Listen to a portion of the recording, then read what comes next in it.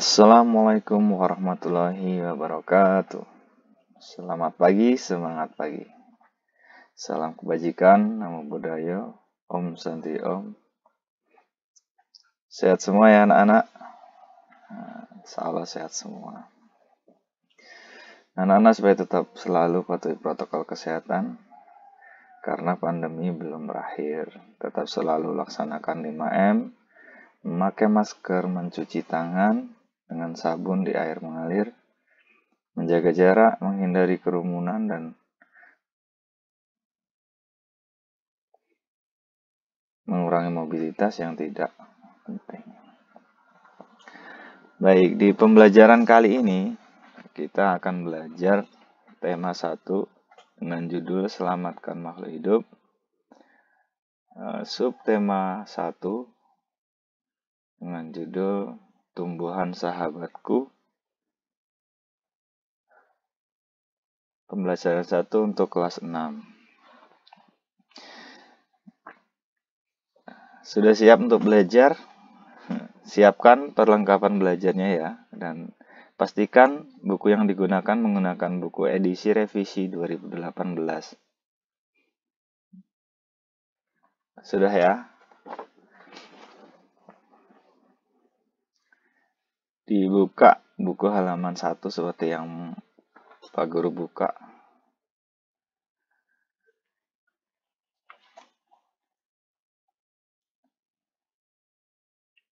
Fokus pembelajaran untuk pembelajaran 1 kali ini difokuskan pada pelajaran Bahasa Indonesia, IPA, dan IPS. Tujuan kalian belajar di pembelajaran 1 ini, kalian mampu menemukan ide pokok dan info penting setelah membaca teks bacaan. Nanti ada teks bacaan. Nah, kalian diminta untuk bisa menemukan ide pokok dan info penting. Kemudian mampu mengembangkan ide pokok menggunakan bahasanya sendiri sehingga menjadi sebuah tulisan. Nah, nanti setelah kalian temukan ide pokoknya, kalian kembangkan menggunakan bahasanya sendiri. Kemudian mampu mengidentifikasi perkembangbiakan generatif. Perkembangbiakan generatif. Ini untuk IPA-nya. Kemudian mampu melaporkan perkembangbiakan generatif menggunakan tabel. Nanti ada tugas menggunakan tabel ya, di dalam tabel. Kemudian mampu menyebutkan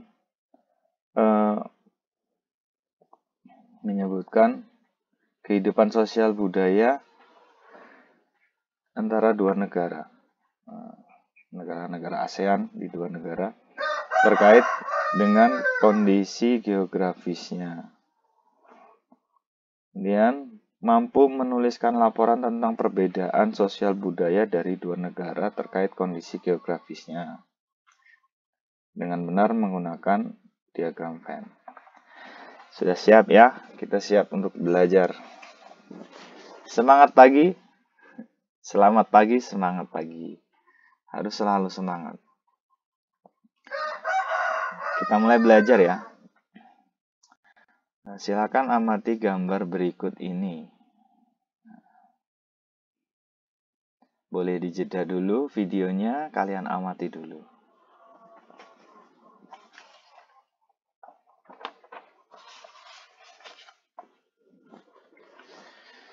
Oke, sudah. Jadi hewan dan manusia itu memperoleh manfaat dari tumbuhan. Jadi tumbuhan itu sangat bermanfaat bagi hewan maupun tumbuhan. Jadi hewan makan tumbuhan. Manusia juga membutuhkan tumbuhan.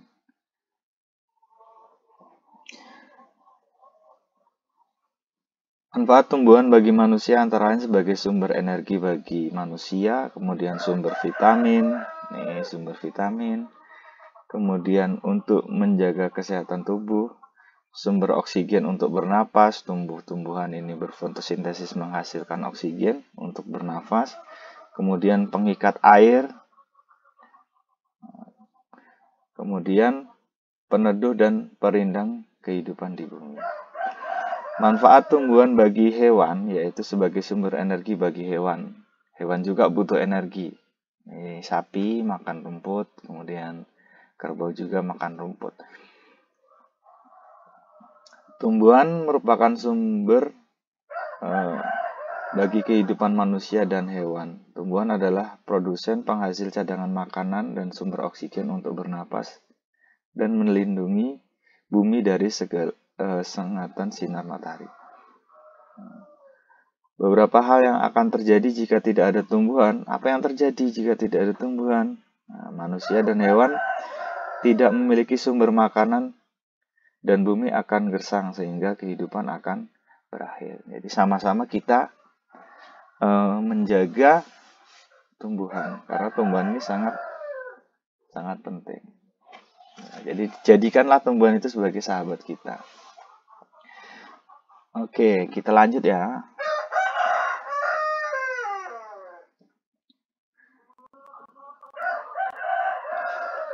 Ayo membaca. Nah, di sini ada bacaan. Liburan sekolah telah tiba ini. Edo mengunjungi paman di desa. Dia seorang petani jagung. Edo datang ke rumah pamannya tidak untuk berlibur saja. Edo juga ingin belajar. Jadi berlibur sambil belajar. Nah, silakan kita baca sama-sama ya. Bagaimana jagung berkembang biak? Jagung merupakan salah satu tanaman yang dijadikan bahan makanan pokok di berbagai negara. Salah satunya di Indonesia. Di Indonesia, penduduk Pulau Madura menjadikan jagung sebagai makanan pokok. Jagung merupakan salah satu tanaman penghasil karbohidrat yang sangat diperlukan oleh tubuh. Seorang petani jagung memulai pembiakan tanaman dengan menanam biji jagung. Setelah 3-4 hari, bakal tanaman akan muncul di permukaan tanah. Tanaman jagung akan terus tumbuh menjadi besar. 3 hingga 3,5 bulan, buah jagung dapat dipanen oleh petani. Buah jagung yang berbentuk seperti tongkol pada mulanya berupa sekuntum bunga. Bunga jagung memiliki helai-helai rambut halus pada bagian ujungnya. Pada helai rambut tersebut terdapat tepung sari. Tepung sari akan terbang terbawa angin ketika angin bertiup. Tepung sari yang terbawa angin sebagian akan jatuh di kepala putik yang terletak di bagian bawah bunga pada pohon jagung yang lain. Ketika itulah terjadi pembuahan. Nah, seperti ini gambarnya.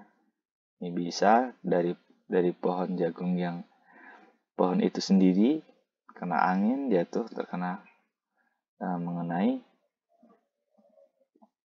putik sarinya. Kemudian bisa jadi dari pohon satunya ke pohon yang lainnya.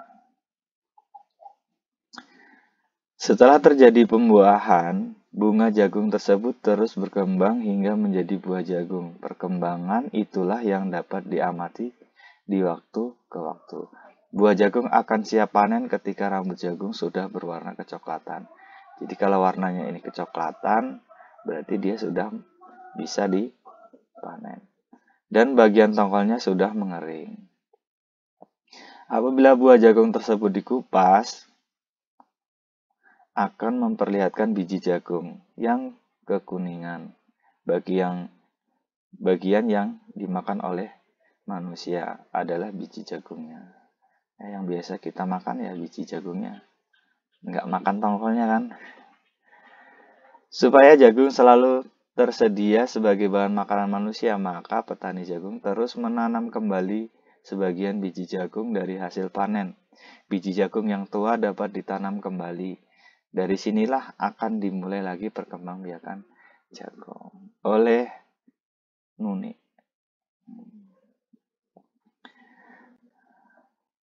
Seperti tadi yang Pak Guru sampaikan di awal, nah ini adalah tugas kalian. Tulislah ide pokok dan informasi penting dari teks berjudul Bagaimana Jagung Berkembang Biak dengan mengisi diagram berikut. Ini ada diagram, ada sebuah diagram. Paragraf 1, paragraf 2, 3, 4, dan 5. Jadi kalian tidak perlu bingung ya terkait dengan ide pokok. Jadi ide pokok ini sama dengan gagasan utama paragraf. Jadi gagasan utama paragraf ini juga dinamakan juga sebagai pokok pikiran paragraf. Mungkin ada beberapa ini yang pokok pikiran paragrafnya apa gitu. Ide pokok paragraf, pikiran utama paragraf, kemudian makna paragraf, dan sebagainya. Jadi kalau kita menemukan beberapa guru atau bapak ibu guru kita mengatakan kata-kata gagasan utama, kemudian ide pokok, pokok pikiran, pikiran utama, makna pokok, itu istilah-istilah yang sama artinya. Atau kalian buka di buku referensi yang lain menggunakan istilah yang berbeda tapi nggak usah bingung. Jadi sama, mungkin dia pakai pokok pikiran, bisa pakai ide pokok dan lain sebagainya. Kemudian ada dua cara untuk menemukan gagasan utama atau ide pokok atau itu tadi yang perlu disampaikan. Yang pertama yaitu kita temukan terlebih dahulu pokok utamanya atau ide utamanya, gagasan utamanya di tiap paragraf. Kemudian bisa dirangkum menjadi satu. Bisa kemudian setelah kita gabung bisa diambil sebuah kesimpulan. Atau yang cara kedua, kita membaca dan memahami semua paragraf dengan cermat lalu mengambil kesimpulan. Bisa kita baca semua dulu baru kita ambil kesimpulan. Jadi dalam paragraf itu ada paragraf deduktif, ada paragraf induktif, ada paragraf campuran. Mungkin untuk tingkat SD biasanya menggunakan paragraf deduktif ya, tapi bisa juga menggunakan induktif. Paragraf deduktif ini kalimat utamanya terletak di awal paragraf. Jadi di awal paragraf. Paragraf ini diawali dengan pernyataan yang bersifat umum, kemudian baru dilengkapi dengan penjelasan khusus yang berupa contoh-contoh atau rincian khusus atau bukti-bukti lainnya. Ciri-cirinya ya kalimat utamanya berada di awal paragraf. Jadi dari pernyataan umum kemudian menjadi disusun menjadi penjelasan-penjelasan. Nah, kita contoh nih ya. Untuk paragraf 1 ini. Paragraf 1 kita lihat di buku kita paragraf 1. Nah, di sini.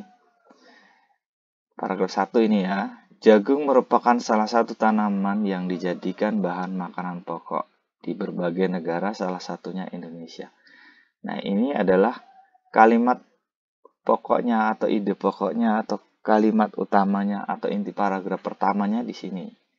Kemudian kalimat yang berikutnya adalah kalimat penjelasan dari ide pokoknya. Kemudian paragraf kedua.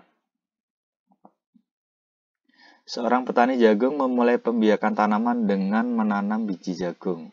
Nah, ini berarti ide pokoknya di paragraf kedua ini adalah pembiakan tanaman jagung yang dimulai dari biji jagung.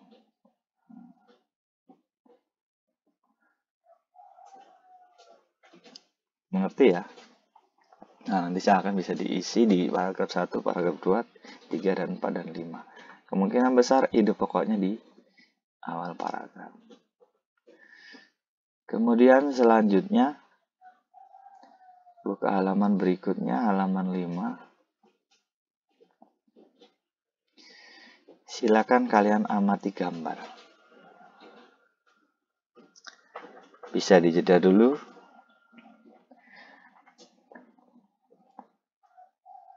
Oke ya, langsung saja aku sampaikan.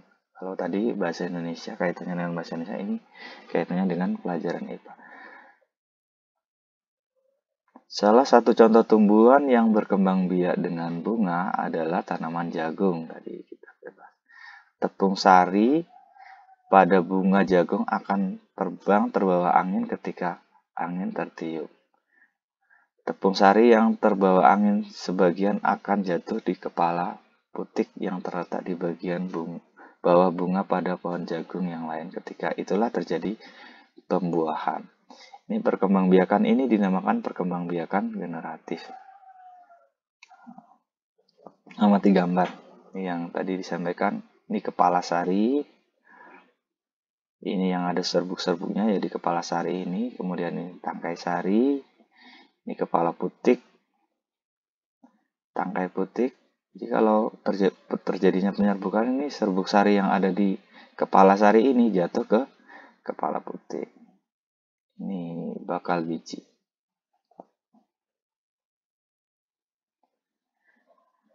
Perkembangbiakan generatif secara kawin terjadi melalui proses penyerbukan dan pembuahan.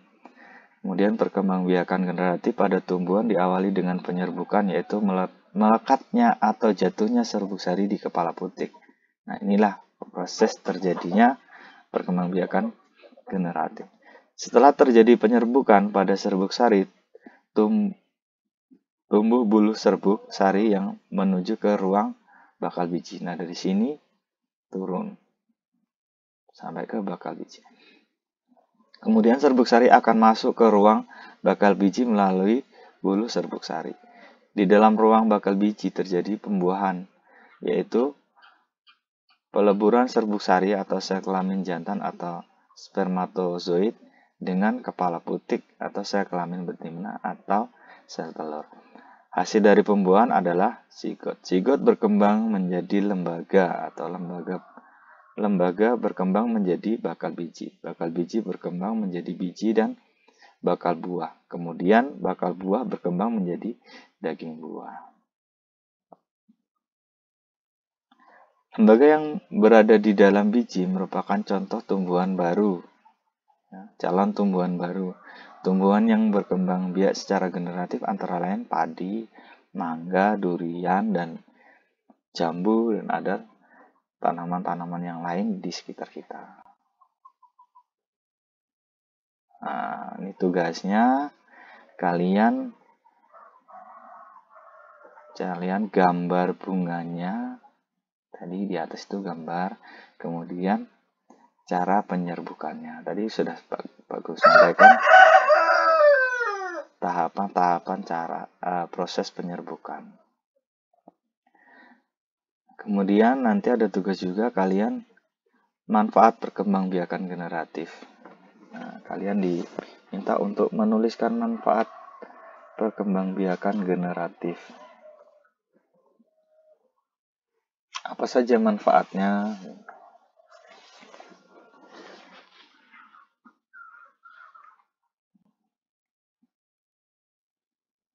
Ini ada teks bacaan.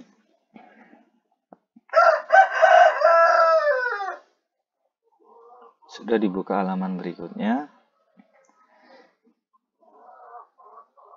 Supaya kalian tidak bingung, nanti bisa dijeda juga. Nanti kalau ada pertanyaan bisa di kolom komen ya, bisa di kolom komentar.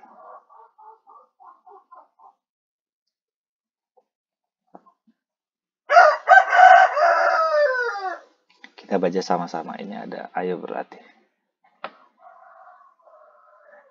Coba kalian bayangkan jika tumbuhan tidak berkembang biak, apa yang akan terjadi? Apa yang akan terjadi? Bunga yang indah bukan hanya tumbuh di Indonesia. Negara lain seperti negara tetangga pun memiliki bunga yang cantik karena kondisi geografis yang hampir sama.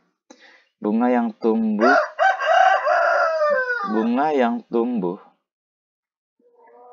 tidak jauh berbeda jenisnya. Jadi di beberapa daerah itu di sekitar di negara-negara di dekat Indonesia itu jenis bunganya juga nggak jauh-jauh beda. Perhatikan jenis bunga yang tumbuh di negara-negara tetangga Indonesia dan Malaysia. Bunga ini dapat digunakan sebagai pewarna di Malaysia.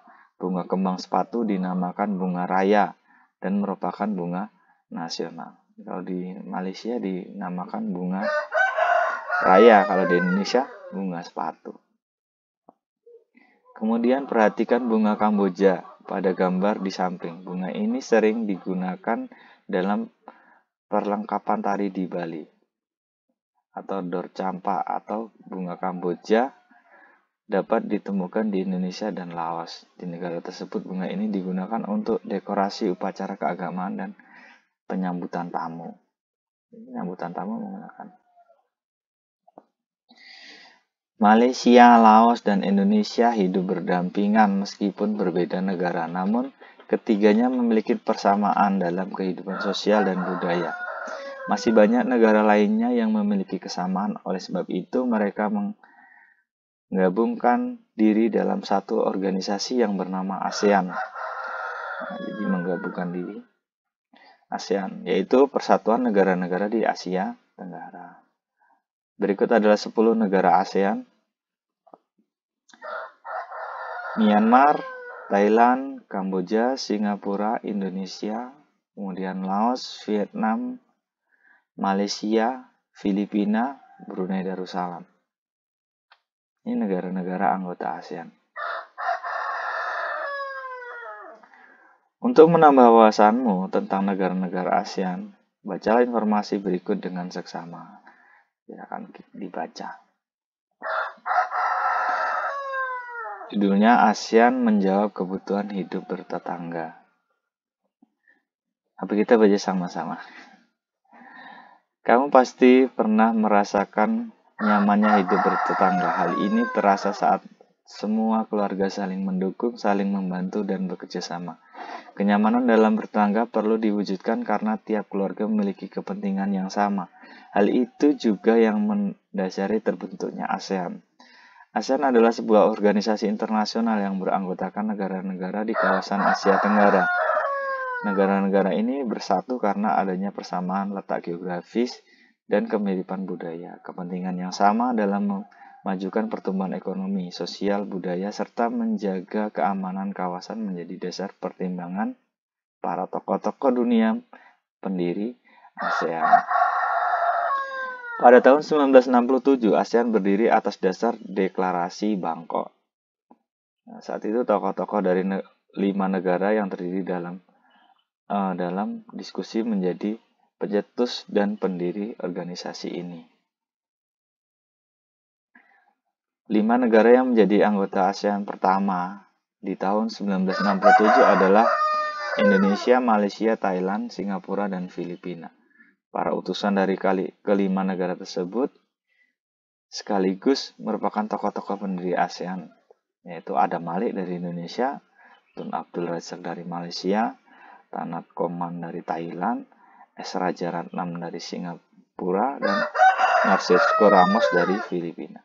ASEAN harus dapat memberikan manfaat bagi semua anggotanya. Untuk itu, berbagai kerjasama yang dikembangkan untuk memajukan kesejahteraan semua anggotanya. Kerjasama di bidang ekonomi, sosial, budaya, serta politik dikembangkan demi kemajuan semua anggotanya. Manfaat yang dirasakan oleh anggota-anggota ASEAN membuat semakin banyaknya negara yang kemudian bergabung dengan organisasi ini.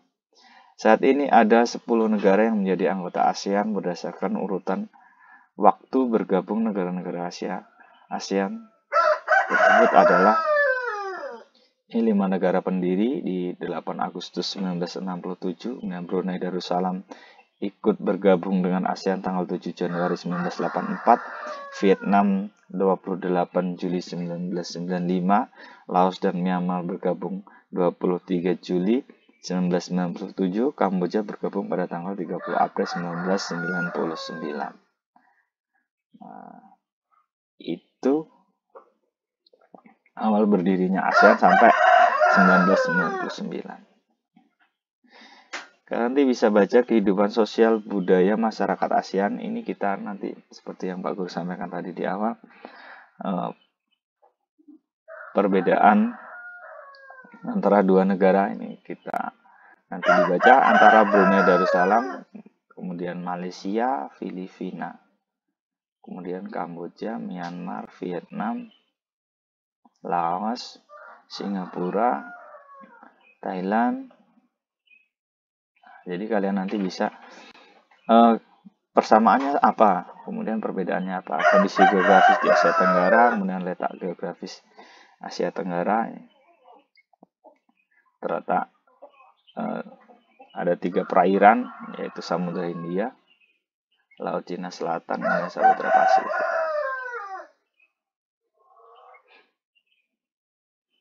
Nah, perbedaan dan persamaan nanti kalian bandingkan dua negara, negara apa dan negara apa. Nanti kalian ditulis, perbedaannya tulis di samping sebelah kiri atau di sebelah kanan. Kemudian di tengah ini persamaannya.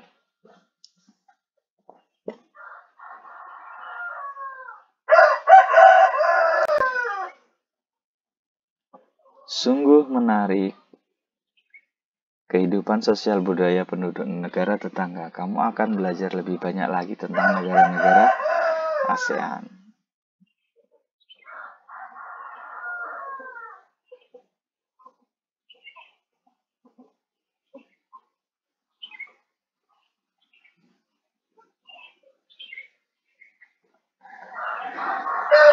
Baik anak-anak, mungkin sampai di sini ya kita belajar di pembelajaran 1 ini. Nanti kita ketemu lagi di video berikutnya di pembelajaran 2 ya. Pembelajaran 2 nanti.